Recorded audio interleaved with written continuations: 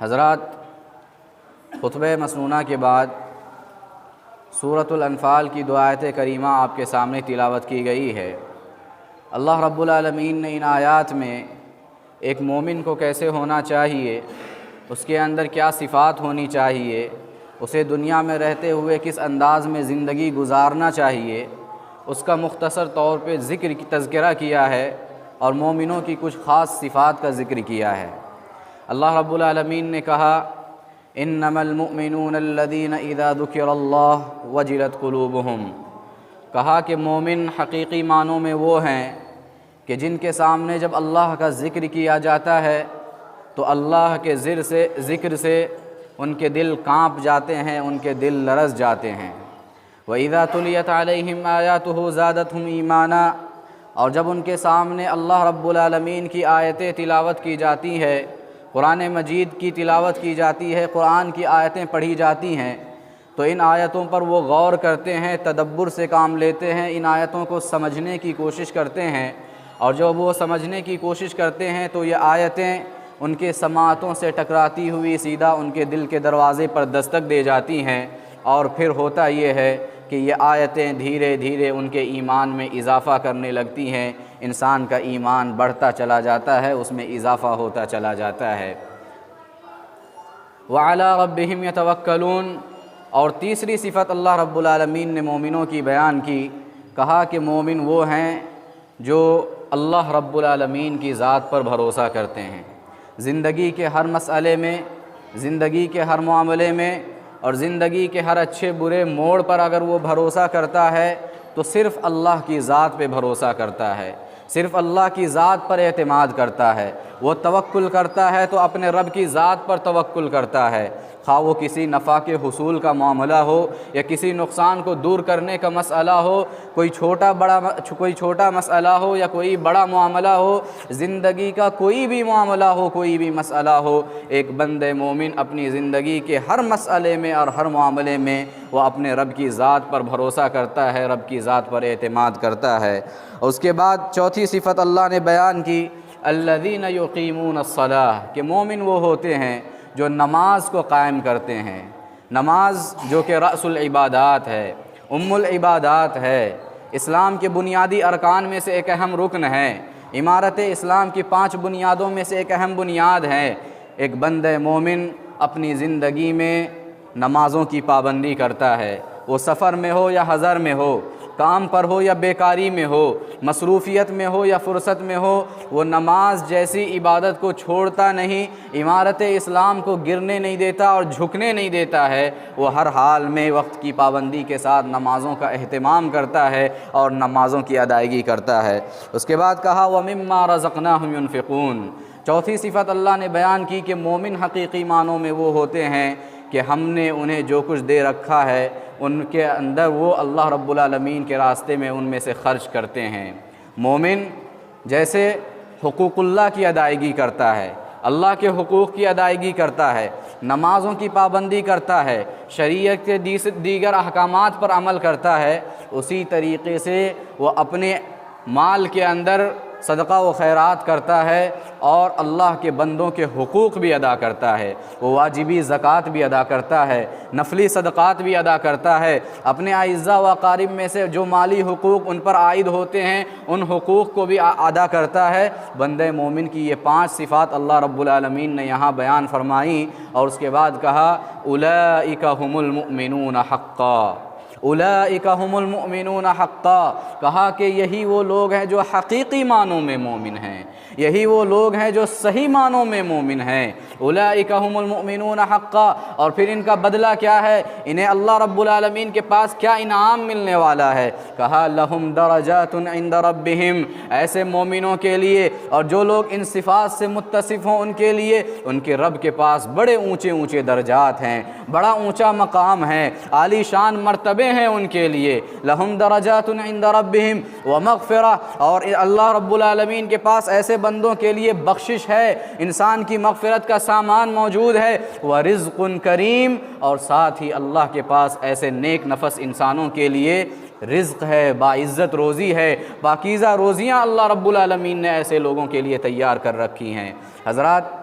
ان آیات کے اندر اللہ رب العالمین نے مومنوں کے خصوصی طور پر 5 صفات کا ذکر کیا ہے۔ اب ذرا آئیے تفصیل میں دیکھتے ہیں کہ یہ 5 صفات ہم سے کن چیزوں کا مطالبہ کرتے ہیں اور یہ صفات اپنے اندر کتنی معنویت رکھتے ہیں۔ سب سے پہلی صفت جو اللہ رب العالمین نے یہاں بیان کی، کہا انما المؤمنون الذین اذا ذکر اللہ وجلت قلوبہم، کہ مومن وہ ہیں کہ جب ان کے سامنے اللہ رب العالمین کا ذکر کیا جاتا ہے ان کے دل کانپ جاتے ہیں، ان کے دل لرز جاتے ہیں، اللہ کا ڈر ایسا طاری ہوتا ہے، اللہ کا خوف ان پر ایسا طاری ہوتا ہے، اللہ کی خشیت ان کے دلوں پر ایسے طاری ہوتی ہے کہ انسان کا دل کانپ جاتا ہے، انسان لرز جاتا ہے، انسان ٹھٹر جاتا ہے اللہ رب العالمین کے خوف سے، اللہ رب العالمین کے ڈر سے۔ ایک مومن کی یہ صفت بتلائی گئی۔ اور جب انسان کے دل کے اندر اللہ کا خوف پیدا ہو، اللہ کا ڈر پیدا ہو، تو بے اختیار انسان کی آنکھوں سے آنسو رواں ہو جاتے ہیں، اشکوں کا سیلاب رواں ہو جاتا ہے۔ قرآن مجید نے کہا وَإِذَا سَمِعُوا مَا أُنزِلَ إِلَى الرَّسُولِ وَإِذَا سَمِعُوا مَا أُنزِلَ إِلَى الرَّسُولِ تَرَىٰ أَعْيُنَهُمْ تَفِيضُ مِنَ الدَّمْعِ مِمَّا عَرَفُوا مِنَ الْحَقِّ، کہ اے نبی محترم صلی اللہ علیہ وسلم، یہ مومن جنہوں نے رسول پر جو کلام نازل ہوا اسے جب سنتے ہیں، رسول پر نازل ہونے والے کلام کو جب وہ سنتے ہیں تو آپ دیکھتے ہیں کہ یہ بندے مومن جب کلام اللہ کو سنتے ہیں، اللہ کی آیتوں کو سن لیتے ہیں تو کیا ہوتا ہے؟ تَرَىٰ أَعْيُنَهُمْ تَفِيضُ مِنَ الدَّمْعِ، آپ دیکھتے ہیں کہ ان کی آنکھیں اشکوں سے بھر جاتی ہیں، ان کی آنکھوں سے آنسو رواں ہو جاتے ہیں، مِمَّا عَرَفُوا مِنَ الْحَقِّ، حق کو پہچان لینے کی وجہ سے، حق کو جان لینے کی وجہ سے۔ بندے مومن کی یہ صفت بتلائی گئی کہ جب اس کے سامنے اللہ کا ذکر کیا جاتا ہے، اللہ کا ڈر، اللہ کا خوف اور اللہ کی خشیت ایسے اس کے دل پہ طاری ہوتی ہے کہ بے اختیار اس کی آنکھوں سے آنسو رواں ہو جاتے ہیں۔ اور حضرات، اللہ کے خوف سے بہنے والے آنسو، اللہ کے خوف سے آنکھوں سے نکلنے والے یہ قطرے اللہ رب العالمین کو اس قدر محبوب ہیں، اس قدر پسندیدہ ہیں کہ زمین پر گرنے سے پہلے اللہ رب العالمین اس بندے کی بخشش کا سامان کر دیتا ہے اور اس بندے کو معاف کر دیتا ہے۔ اللہ اکبر۔ رونا جسے کہتے ہیں حضرات مختلف قسم کا ہوتا ہے۔ انسان اسے کوئی مصیبت پہنچتی ہے تو انسان آنسو بہاتا ہے، انسان سے اگر کوئی نعمت چھن جاتی ہے انسان اس پر روتا اور آنسو بہاتا ہے، اس کے دوست و احباب میں اور اعزاء اقارب میں سے کسی کا انتقال ہو جائے، کسی کی وفات ہو جائے، انسان ان کے غم میں روتا ہے اور آنسو بہاتا ہے۔ یہ رونے کی الگ الگ قسمیں اور مختلف قسمیں ہیں، لیکن اللہ کے خوف سے رونا، اللہ کے ڈر سے آنسو بہانا اور اللہ کی خشیت سے اشکوں کا سیلاب آنکھوں سے جاری کر دینا، اس آنسو کا مقام ہی کچھ اور ہے، اس آنسو کا مرتبہ ہی کچھ اور ہے، اس آنسو کی فضیلت ہی کچھ اور ہے، اس آنسو کی حیثیت ہی کچھ اور ہے۔ اسی لیے پیارے نبی صلی اللہ علیہ وسلم نے ترمذی کی روایت میں بیان کیا، کہا لیس شیء احب الی اللہ تعالی من قطرتین، لیس شیء احب الی اللہ تعالی من قطرتین، قطرۃ دموع من خشیۃ اللہ وقطرۃ دم تحراق فی سبیل اللہ، کہا کہ 2 قطرے اللہ رب العالمین کو جس قدر محبوب ہیں اور جس قدر پسندیدہ ہیں، کائنات کی کوئی چیز اس قدر محبوب اور پسندیدہ نہیں ہے۔ 2 قطرے اللہ کو اتنے محبوب ہیں، وہ 2 قطرے کون سے ہیں؟ کہا قطرۃ دموع من خشیۃ اللہ، ایک آنسو کا وہ قطرہ، آنسو کا وہ قطرہ جو اللہ کے خوف سے، اللہ کی خشیت سے اور اللہ کے ڈر سے انسان کی آنکھوں سے جاری ہو جاتا ہے اور ٹپک پڑتا ہے، ایک آنسو کا یہ قطرہ، وقطرۃ دم تحراق فی سبیل اللہ، اور دوسرا خون کا وہ قطرہ جو میدان جنگ میں دشمنوں سے لڑتے ہوئے میدان جہاد میں ایک مجاہد کے جسم سے ٹپکتا ہے۔ یہ 2 قطرے اللہ رب العالمین کو جس قدر محبوب اور پسندیدہ ہے، کائنات کی کوئی چیز اس قدر محبوب اور پسندیدہ نہیں ہے۔ حضرات، اللہ کے ڈر سے یہ نکلنے والے آنسو اللہ رب العالمین کے نزدیک بڑی قدر و قیمت کے حامل ہیں، بڑی اہمیت کے حامل ہیں، اور یہی وجہ ہے کہ حدیثیں بتلاتی ہیں کہ جب بندہ مومن اللہ کے خوف سے آنسو بہاتا ہے، اللہ کے ڈر سے وہ روتا ہے، اللہ رب العالمین اس انسان پر، اس رونے والی آنکھوں پر اللہ رب العالمین نے جہنم کو حرام کر دیا۔ پیارے نبی صلی اللہ علیہ وسلم نے فرمایا عینان لا تمسہم النار، عینان لا تمسہم النار، عین بکت من خشیت اللہ وعین باتت تحرس فی سبیل اللہ، کہا کہ 2 آنکھیں ایسی ہیں دو آنکھیں ایسی ہیں جنہیں کبھی جہنم کی آگ چھو بھی نہیں سکتی ہے، مس بھی نہیں کر سکتی ہے۔ وہ دو آنکھیں کون سی ہے؟ کہا عین بکت من خشیت اللہ، ایک وہ آنکھ ہے جو اللہ کے خوف سے آنسو بہا دے، ایک وہ آنکھ ہے جو اللہ کے خوف سے اور اللہ کے ڈر سے رونے لگے، اور دوسری وہ آنکھ ہے جو راتوں کو جاگ جاگ کر کے میدان جہاد میں موجود مسلم سپاہیوں کی خبر گیری کرے، ان کی نگرانی کرے۔ یہ دو آنکھیں وہ ہیں کہ جنہیں جہنم کی آگ نہ کبھی چھو سکتی ہے اور نہ کبھی مس کر سکتی ہے۔ ایک اور حدیث میں پیارے نبی صلی اللہ علیہ وسلم نے فرمایا لا یلج النار رجل بکا من خشیت اللہ، لا یلج النار رجل بکا من خشیت اللہ حتی یعود اللبن فی الزرع، کہا کہ وہ شخص جو اللہ کے خوف سے روئے، اللہ کے ڈر سے آنسو بہائے، اللہ رب العالمین ایسے بندے کو کبھی جہنم میں داخل کر نہیں سکتا جیسے کہ تھن سے نکلا ہوا دودھ دوبارہ تھن میں واپس نہیں جا سکتا۔ کیا مطلب ہے؟ مطلب یہ ہے کہ جیسے تھن سے نکلا ہوا دودھ دوبارہ تھن میں واپس جا نہیں سکتا، ویسے ہی اللہ کے خوف سے رونے والا انسان اور اللہ کی خشیت سے آنسو بہانے والا انسان، اللہ رب العالمین کبھی اسے جہنم میں داخل نہیں کر سکتا۔ حضرات، جو انسان اللہ کے خوف سے روتا ہے، اللہ کے ڈر سے آنسو بہاتا ہے، اللہ رب العالمین نے روز قیامت کے لیے بھی، روز قیامت بھی اس کے لیے ایک بڑی فضیلت کا سامان رکھا ہے۔ اللہ اکبر! قیامت کا دن کتنا ہولناک دن ہوگا، کتنا خوفناک دن ہوگا، کتنا خطرناک دن ہوگا۔ ہم سب جانتے ہیں، سنتے رہتے ہیں، پڑھتے رہتے ہیں کہ قیامت کا دن اتنا بھیانک ہوگا، اتنا خطرناک ہوگا کہ انسان نفسی نفسی کے عالم میں ہوگا، کوئی ادھر بھاگ رہا ہے، کوئی ادھر بھاگ رہا ہے، ایک عجیب خوف کا عالم، ایک عجیب اضطراب کا عالم اور ایک عجیب سراسیمگی کا عالم ہے۔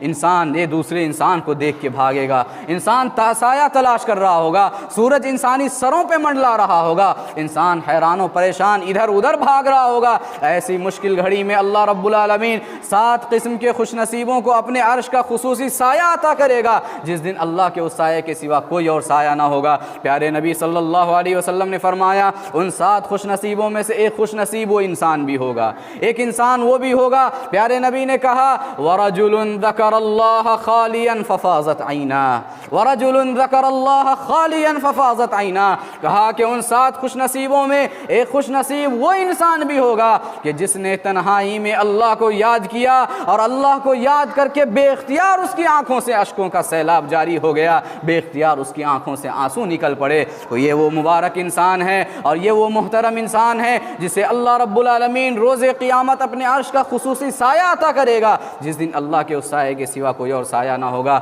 اس لیے حضرات، اپنے دل کے اندر اللہ کا ڈر پیدا کرو، اللہ کا خوف پیدا کرو، اللہ کی خشیت پیدا کرو، اللہ کی قدرت کا اندازہ کرو، اس کی جلالت و عظمت کا اندازہ کرو، کائنات پر غور کرو، تخلیق کائنات پر غور کرو، لیل و نہار کی گردش پر غور کرو، سورج و چاند کے آنے جانے پر غور کرو۔ اللہ رب العالمین جو عظیم طاقت و قوت والا ہے، جس نے اس ساری کائنات کو بنایا ہے، اس کی طاقت و قوت کا اندازہ کرو۔ قبر کی تاریکی کو یاد کرو، قبر کے سناٹے کو یاد کرو، میدان محشر کی ہولناکی کو یاد کرو، اللہ کے سامنے کھڑے ہو کر کے اللہ کے سوالوں کا جواب کیسے دینا ہے ذرا تصور کرو، اور پھر میدان محشر کی ہولناکیاں اور جہنم کی خطرناکیاں، ان تمام چیزوں کا تصور کرو۔ اللہ رب العالمین کا خوف تمہارے دلوں میں پیدا ہوگا، اللہ کا ڈر پیدا ہوگا، اور پھر بے اختیار تمہارے آنکھوں سے اشکوں کا سیلاب جاری ہو جائے گا۔ مومنوں کی یہ صفت بتلائی گئی کہ جب اس کے سامنے اللہ کا ذکر کیا جاتا ہے، اللہ کا تذکرہ کیا جاتا ہے، اللہ رب العالمین کا نام لیا جاتا ہے، اللہ کے خوف سے، اللہ کی خشیت سے اس کی آنکھوں سے آنسو رواں ہو جاتے ہیں اور اس کا دل کانپ جاتا ہے، لرز جاتا ہے۔ یہ پہلی صفت یہاں مومنوں کی بتلائی گئی۔ اسی طرح سے حضرات، مومنوں کی ایک دوسری صفت جو یہاں اللہ نے بتلائی ہے، کہا وَإِذَا تُلِيَتْ عَلَيْهِمْ آيَاتُهُ زَادَتْهُمْ ایمانا، کہ مومن وہ ہے کہ جب ان کے سامنے اللہ رب العالمین کی آیتیں تلاوت کی جاتی ہیں، قرآن مجید پڑھی جاتی ہے، قرآن کی تلاوت کی جاتی ہے، تو یہ آیتیں ان کے ایمان میں اضافہ کر دیتی ہیں، ان کے ایمان کو بڑھا دیتی ہیں۔ بنیادی طور پر ہم اگر کہیں تو ایمان 3 چیزوں کا نام ہے، ایمان 3 چیزوں کا نام ہے۔ ہم جو اللہ پر ایمان رکھتے ہیں، اللہ کی کتابوں پر ایمان رکھتے ہیں، رسولوں پر ایمان رکھتے ہیں، فرشتوں پر ایمان رکھتے ہیں، جنت اور دوزخ پر ایمان رکھتے ہیں، عالم آخرت پر ایمان رکھتے ہیں، تقدیر کے خیر و شر پر ایمان رکھتے ہیں، یہ جو ایمان کے ارکان ہیں، اصل میں اگر دیکھیں تو ایمان 3 چیزوں کا نام ہے۔ ہم نے اللہ پہ ایمان لایا تو اس میں 3 چیزیں ہیں کہ جن کا اس کے اندر شامل ہونا ضروری ہے۔ پہلی چیز کہا اقرار باللسان، دوسری چیز تصدیق بالجنان، اور تیسری چیز عمل بالارکان۔ یہ تین ایمان کی بنیادی چیزیں ہیں۔ کیا مطلب ہے؟ کہا کہ جس چیز پر ہم ایمان رکھتے ہیں، یعنی اللہ پر اگر ہمارا ایمان ہے تو ضروری ہے کہ اپنے ایمان کا اظہار ہم اپنی زبان سے کریں،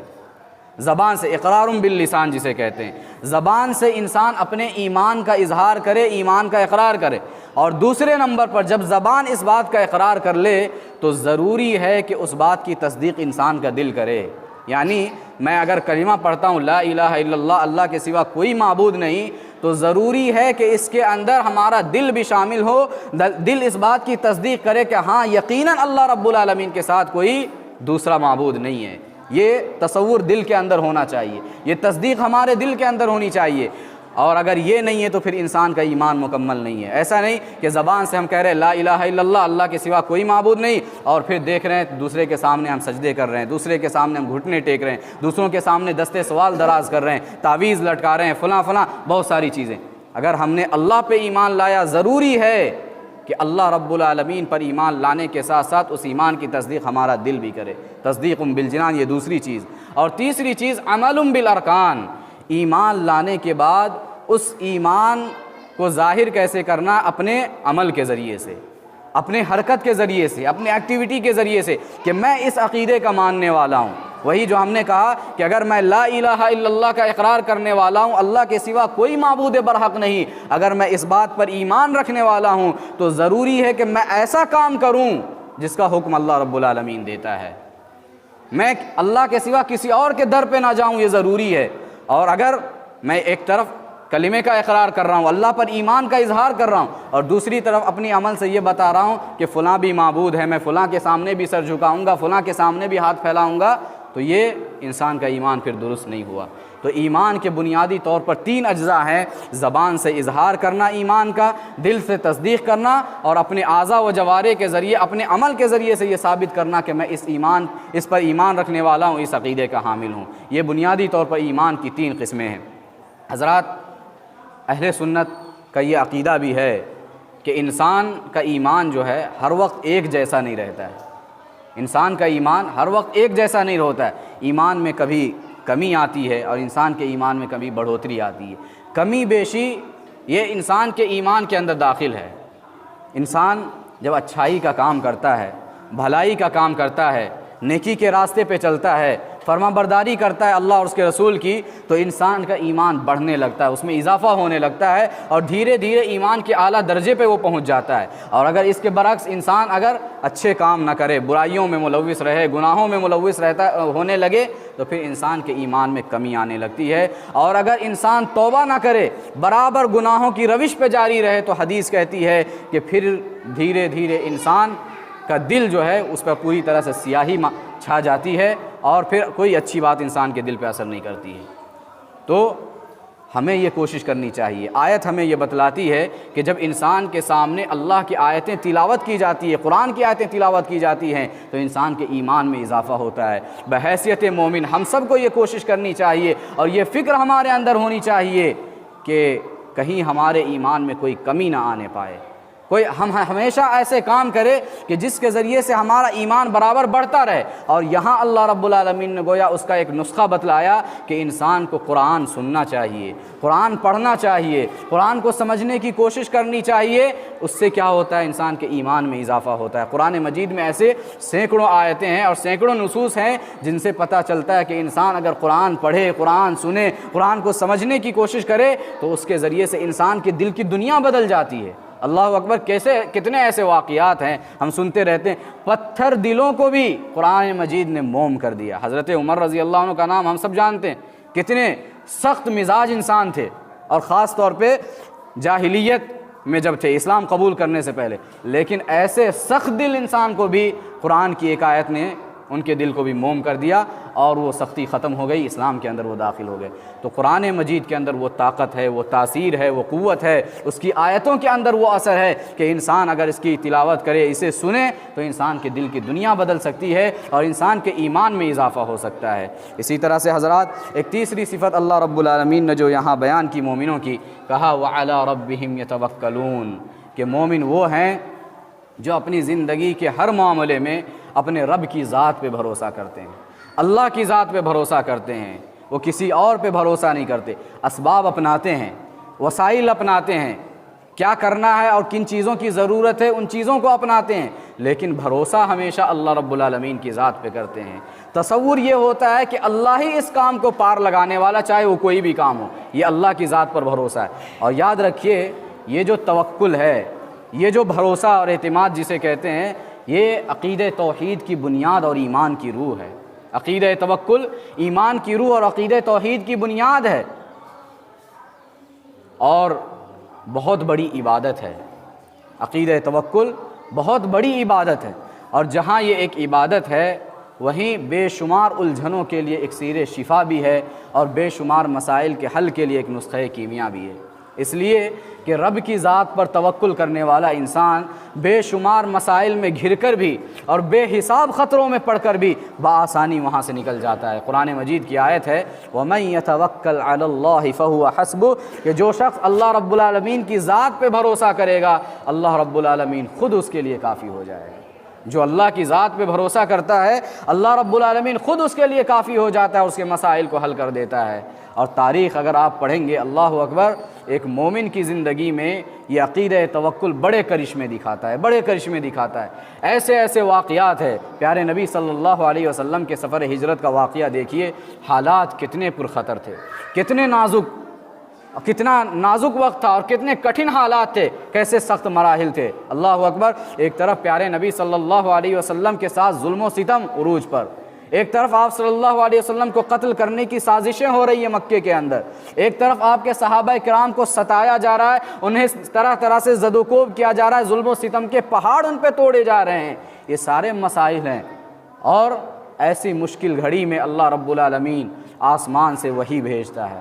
آسمان سے آنے والی وحی ایسی مشکل گھڑی میں پیارے نبی صلی اللہ علیہ وسلم سے خطاب کرتے ہوئے کہتی ہے کہ اے پیغمبر، آپ کے حالات انتہائی ناگفتہ بے صحیح، آپ کے حالات نہایت ناگفتہ بے صحیح، آپ کے مسائل نہایت گمبھیر صحیح، لیکن آپ اس زندہ ذات پر بھروسہ کیجئے جسے کبھی موت آنے والی نہیں ہے۔ آسمان سے آنے والی وحی نے کہا وَتَوَكَّلْ عَلَى الْحَيِّ الَّذِي لَا يَمُوتُ، کہا کہ اے نبی محترم صلی اللہ علیہ وسلم، آپ اس اللہ پہ بھروسہ کیجئے، اس ذات پہ بھروسہ کیجئے جسے کبھی موت آنے والی نہیں ہے، جو کبھی مرنے والا نہیں ہے، اس ذات پہ آپ بھروسہ کیجئے۔ اور پیارے نبی صلی اللہ علیہ وسلم نے اس وحی الہی کی روشنی میں جب اپنے رب پہ بھروسہ کیا، اللہ کی ذات پہ بھروسہ کیا، تو اس عقیدہ توکل نے اور اس بھروسے نے آپ کی زندگی میں کتنے کرشمے دکھائے۔ اللہ اکبر، آپ صلی اللہ علیہ وسلم سفر ہجرت پر روانہ ہیں، دشمن چاروں طرف سے آپ کو تلاش کر رہا ہے، ڈھونڈ رہا ہے۔ مکے میں اعلان ہو گیا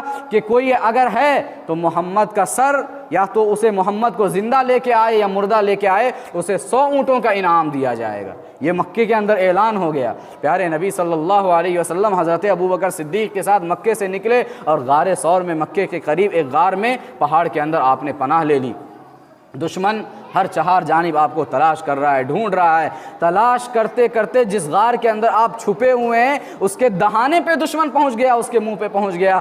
ابوبکر صدیق رضی اللہ عنہ جو آپ کے ساتھ غار کے اندر موجود ہیں، اپنی نظر جب اوپر اٹھاتے ہیں، بل کے اندر سے، سوراخ کے اندر سے دیکھتے ہیں کہ دشمن آپ کے سروں پہ کھڑا ہے۔ دشمن ڈھونڈتے اور تلاش کرتے ہوئے یہاں تک پہنچ گیا کہ وہ آپ کے سر پہ کھڑا ہے۔ حضرت ابوبکر صدیق گھبرا جاتے ہیں اور کہنے لگتے ہیں اللہ کے نبی صلی اللہ علیہ وسلم، دشمن ہم سے اس قدر قریب آ چکا ہے کہ صرف اپنے پیروں کی طرف اگر وہ ایک نظر ڈالے ہم انہیں دکھ سکتے ہیں، وہ ہمیں پکڑ سکتے ہیں۔ پیارے نبی صلی اللہ علیہ وسلم نے ایسی مشکل گھڑی میں حضرت ابوبکر رضی اللہ عنہ سے کہا یا ابا بکر ما ظنک باثنین اللہ ثالثہما، یا ابا بکر ما ظنک باثنین اللہ ثالثہما، کہا کہ اے ابو بکر تمہارا ان دو لوگوں کے بارے میں کیا خیال ہے جن کا تیسرا اللہ ہے؟ ان دو لوگوں کے بارے میں تمہارا کیا خیال ہے جن کا تیسرا اللہ ہے؟ لا تحزن ان اللہ معنا، کہا ابو بکر غم نہ کرو، یقینا اللہ رب العالمین ہمارے ساتھ ہیں۔ یہ اللہ کی ذات پہ توکل،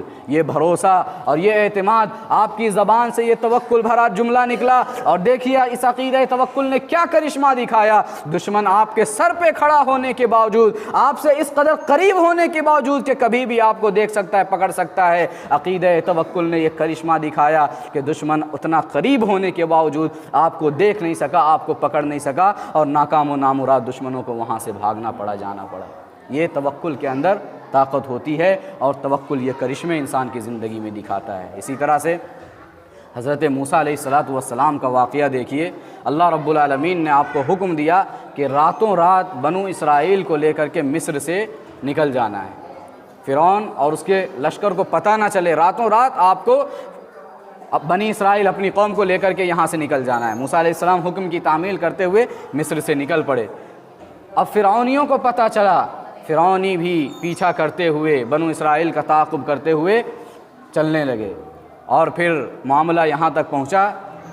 کہ فرعونی لشکر بنو اسرائیل تک پہنچ گئے۔ بنو اسرائیل نے دیکھا کہ آگے سمندر ہے اور پیچھے فرعونیوں کا لشکر ہمارا پیچھا کرتے ہوئے آ رہا ہے۔ بنو اسرائیل ڈر گئے، گھبرا گئے، کہنے لگے حضرت موسیٰ سے انا لمدرکون، کہا کہ موسیٰ اب تو ہم پکڑ لیے گئے، پھر سے ہم جکڑ لیے گئے، پھر سے ہمیں فرعون پکڑے گا، فرعون کا لشکر پکڑے گا، اور پھر سے ہمیں اپنا غلام بنا لے گا، پھر سے غلامی کی طرف ہم دھکیل دیے جائیں گے۔ انا لمدرکون، موسیٰ اب تو ہم پکڑ لیے گئے۔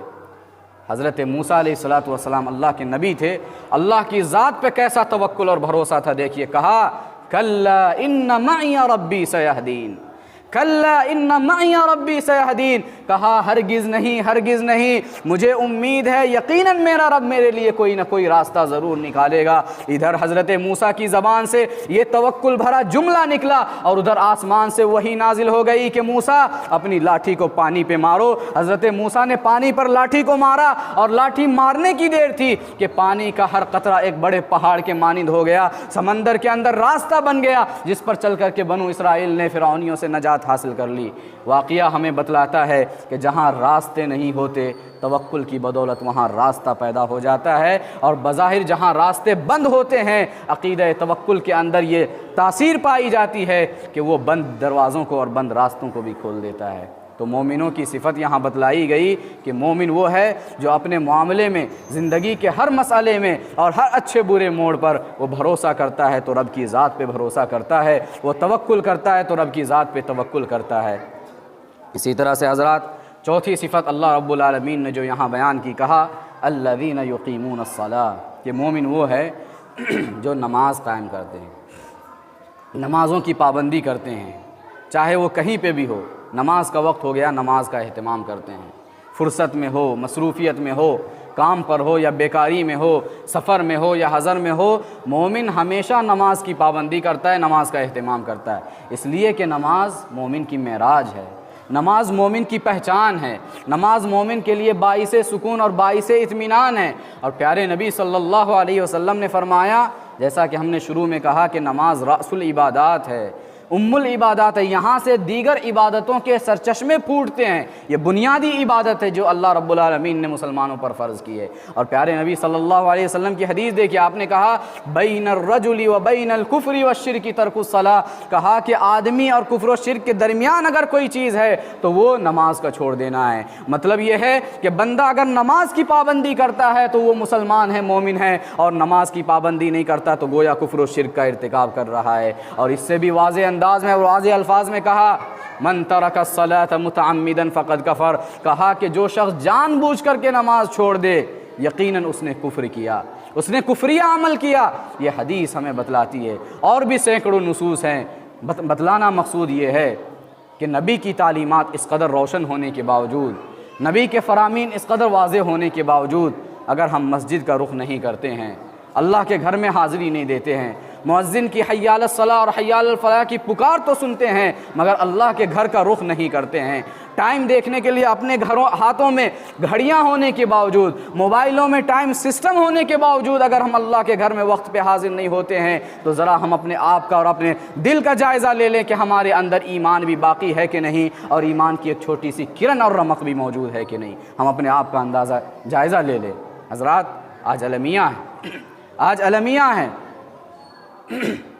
کہ انسان، مسجدیں خالی ہیں، بازار بھرے ہوئے ہیں، مسجد میں نماز ہو رہی ہے، اذان ہو رہی ہے، اور ایک مومن اور ایک مسلمان اپنے کاروبار میں مصروف ہے۔ مسجد میں نماز ہو رہی ہے اور بسا اوقات خود اسی مسجد سے متصل ایک مسلم دکاندار اپنی تجارت و کاروبار میں ایسا مصروف ہوتا ہے کہ جماعت کھڑی ہونے کے باوجود بھی اسے آ کر فرض نماز پڑھنے کی توفیق حاصل نہیں ہوتی ہے۔ یہ المیہ ہیں۔ اور ابھی ہم نے پچھلے جمعہ جامع مسجد میں یہ کہا تھا کہ آج ہمارے یہاں پورے ملک کے اندر مسجدوں پہ قبضے کا ایک مسئلہ چل رہا ہے۔ بابری مسجد پہلے ہمارے ہاتھ سے گئی، ابھی گیان واپی مسجد کا معاملہ زیر التوا ہے، ابھی چل ہی رہا ہے۔ سوال یہ ہے کہ یہ مساجد ہمارے ہاتھوں سے کیوں نکل رہے ہیں؟ یہ مساجد ہمارے ہاتھوں سے کیوں نکل رہے ہیں؟ آخر دوسرے لوگ ہماری ان مسجدوں پہ قبضہ کیوں کر رہے ہیں، کیوں ہتھیانا چاہ رہے ہیں؟ سوال یہ ہے۔ بہت سارے جوابات ہو سکتے ہیں، بہت سارے جوابات۔ ایک جواب اس میں سے یہ بھی موزوں اور مناسب معلوم ہوتا ہے، بہت سارے علماء نے یہ کہا ہے کہ اصل میں مسئلہ یہ ہے کہ عام طور پہ ہم دیکھیں کہ کسی زمین پر اگر کوئی قبضہ کرتا ہے تو وہ عام طور پر، خاص طور پہ شہروں کے اندر جو ہوتا ہے، ایسی زمینوں پہ لوگ قبضہ کرتے ہیں جو غیر آباد زمین ہوتی ہے، غیر آباد، جس کی کوئی دیکھ ریکھ نہیں کرتا ہے، جہاں کوئی عام طور پہ نہیں جاتا ہے، نگرانی نہیں کرتا ہے، عام طور پہ ایسے زمینوں پہ لوگ قبضہ کرتے ہیں۔ آج ہم نے اللہ کے گھروں کو چھوڑ دیا، آباد کرنا چھوڑ دیا، اللہ کے گھروں میں حاضری دینی ہم نے چھوڑ دی، اللہ کے گھروں کو آ کے آباد کرنا ہم نے چھوڑ دیا۔ نتیجے میں ہمارے یہ گھر، اللہ کے یہ گھر ویران ہو گئے، غیر آباد ہو گئے۔ اب ایسی غیر آباد جگہوں پہ لوگ قبضہ ہی کریں گے، ایسی غیر آباد جگہوں پہ لوگ قبضہ ہی کریں گے۔ تو اس لیے اس کا ایک جواب یہ علماء نے دیا ہے کہ کہیں نہ کہیں مسجدیں جو ہمارے ہاتھوں سے نکل رہی ہے اس کے ذمہ دار ہم خود بھی ہیں کہ اللہ کے ان گھروں کو آباد کرنا ہمارا کام تھا، یہاں آ کے نماز پڑھنا ہمارا کام تھا، آ کر یہاں عبادت کرنا ہمارا کام تھا، لیکن ہم نے ان تمام چیزوں کو چھوڑ دیا۔ نتیجہ یہ نکلا کہ یہ چیزیں ہمارے ہاتھوں سے دوسروں کے پاس جا رہی ہے۔ حضرات، نمازوں کی پابندی کیجئے، اللہ کے گھروں کو آباد کیجئے، اللہ کے گھروں میں حاضری دیجئے۔ پیارے نبی صلی اللہ علیہ وسلم نے فرمایا، قرۃ عینی الصلاۃ، میری آنکھوں کی ٹھنڈک نماز ہے، میری آنکھوں کی ٹھنڈک نماز ہے۔ آپ بھی اپنے آنکھوں کی ٹھنڈک نماز کو بنا لیجئے۔ آج دیکھیے کتنے سارے لوگ موجود ہیں، ایک ایک گاؤں کے اندر 3-3 4-4 مسجدیں ہیں، ہر مسجد میں، آج جمعہ کا دن ہے، ہر مسجد میں لوگ موجود ہیں، لیکن اس کے باوجود بھی دیکھیے یہاں کتنے سارے لوگ موجود ہیں، لیکن اتنے سارے لوگ 5 وقتہ نمازوں میں کہاں چلے جاتے ہیں؟ سوال یہ بھی ہے کہ اتنے سارے لوگ جو اس وقت جمعہ کے لیے آئے ہوئے ہیں، اتنے سارے لوگ 5 وقتہ نمازوں میں کہاں غائب ہو جاتے ہیں، کہاں چلے جاتے ہیں؟ بس 10-12 لوگ، بلکہ اس سے بھی کم لوگ مسجد کے اندر 5 وقتہ نمازوں میں موجود ہوتے ہیں اور دکھائی دیتے ہیں۔ اتنے سارے لوگ کہاں چلے جاتے ہیں؟ کیا صرف جمعہ کی نماز اللہ رب العالمین نے ہم پہ فرض کی تھی؟ نہیں محترم بھائیو، 5 وقت کی نمازیں ہمارے اوپر فرض ہے۔ اور کیسے فرض ہے؟ نماز وہ عبادت ہے جو کبھی بھی معاف نہیں ہے۔ آپ سنتے ہوں گے، کبھی بھی نماز معاف نہیں۔ انسان اگر بیمار ہے، اس کی سچویشن جیسی ہے، اس سچویشن میں بھی اسے نماز پڑھنی پڑے گی۔ اگر کھڑا ہونے کی طاقت نہیں ہے، بیٹھ کر پڑھنے کی شریعت اجازت دیتی ہے، لیکن پڑھنا ہے۔ بیٹھنے کی طاقت نہیں ہے، انسان لیٹ کے پڑھ سکتا ہے، اس کی بھی شریعت اجازت دیتی ہے، لیکن انسان کو نماز پڑھنا ہے۔ لیٹ کر نہیں پڑھ سکتا، اگر انسان اشارے سے پڑھ سکتا ہے، انسان کو نماز اشارے سے ہی پڑھنا ہے، شریعت اس کی اجازت دیتی ہے، لیکن نماز معاف نہیں ہے، نماز وہ عبادت ہے۔ اور غور کیجئے، قرآن مجید کی ایک آیت ہے، اللہ نے کہا فویل للمصلین الذین هم عن صلاتهم ساہون، کہا کہ ویل ہے، بربادی ہے، خرابی ہے ان نمازیوں کے لیے جو نماز تو پڑھتے ہیں مگر سستی کے ساتھ پڑھتے ہیں، غفلت کے ساتھ پڑھتے ہیں، کاہلی کے ساتھ پڑھتے ہیں۔ کن کے لیے؟ غور کیجئے گا الفاظ پہ، ان نمازیوں کے لیے خرابی ہے، ویل ہے، جہنم ہے، جس کے لیے جو نماز تو پڑھتے ہیں مگر سستی کے ساتھ، نماز پڑھتے ہیں لیکن سستی کے ساتھ پڑھتے ہیں، ان کے لیے یہ وعید کہ خرابی ہے، جہنم ہے، ویل ہے، بربادی ہے نمازیوں کے لیے۔ اب ذرا آپ خود تصور کیجئے اور اندازہ کیجئے، سوچئے کہ جو شخص سرے سے نماز ہی نہیں پڑھتا اس کا انجام کیا ہوگا، اس کے لیے کیا وعید ہوگی، آپ ذرا تصور کیجئے۔ نماز